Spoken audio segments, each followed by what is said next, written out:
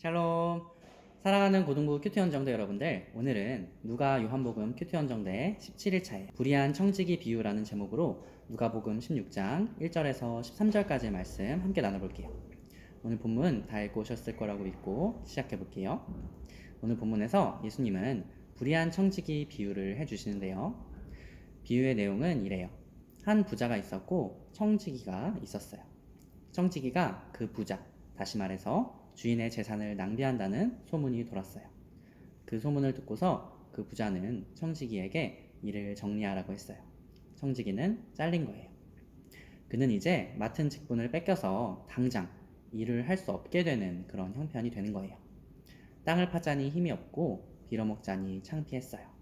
그런데 그때 기발한 생각이 나서 주인이 돈 빌려준 사람들을 불러 모았어요. 주인은 채권자이고 청지기는 빚 문서를 기록하고 관리하며 이자를 받는 주인의 임무를 대신 해주었어요. 한 채무자를 불러서 얼마나 빌렸냐고 물어보니까 기름 100말 정도 빌렸대요. 청지기는 이게 빚 문서인데 50말이라고 적으세요. 빚을 일부 탕감해 주었어요.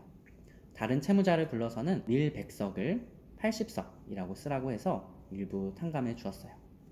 그래서 그 채무자들에게 신임을 얻었어요. 그래서 그는 이 직분을 잃고 나서도 자신을 받아줄 곳을 찾게 되었어요. 그런데 분명 이것은 올바르지 않은 일이에요. 주인은 그를 분명하게 불의한 청지기라고 불러요. 그런데 놀라운 것은 주인은 그를 지혜롭게 대처했다고 칭찬했다는 거예요. 이해할 수가 없어요. 우리는 예수님께서 이 비유를 왜 말씀하셨는지를 살펴보면 좋겠어요. 이 비유는 제자들에게 하신 말씀인데요. 누가복음 16장 14절 말씀을 보면 바리새인들 또한 이 이야기를 들었다는 것을 알 수 있어요. 예수님의 이 비유는 제자들 뿐만 아니라 바리새인들과 같은 다른 사람들을 향해서도 하시는 말씀이라는 것을 알 수가 있어요. 분명 청지기에게는 심판이 다가오고 있었고 그는 그의 미래의 처소를 빈틈없이 준비를 했어요. 예수님이 이 땅에 오셨지만 많은 사람들은 삶의 변화 없이 여전히 똑같이 살아가고 있었어요.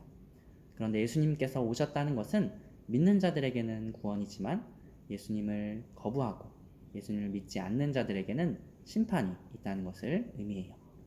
예수님은 다가올 심판 앞에서 철저히 준비하라고 말씀하시는 거예요. 삶의 변화를 요구하시는 거예요.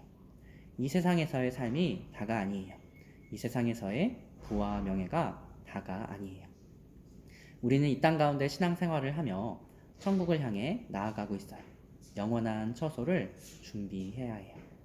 현실에서의 삶이 전부라고 생각하고 살아가고 있지는 않나요? 주님은 이 시간 우리들에게 다가올 심판에 철저한 삶의 변화를 요구하세요. 여러분들이 적용할 점, 깨달은 점, 은혜 받은 점을 댓글로 남겨주세요. 그럼 여러분들 안녕.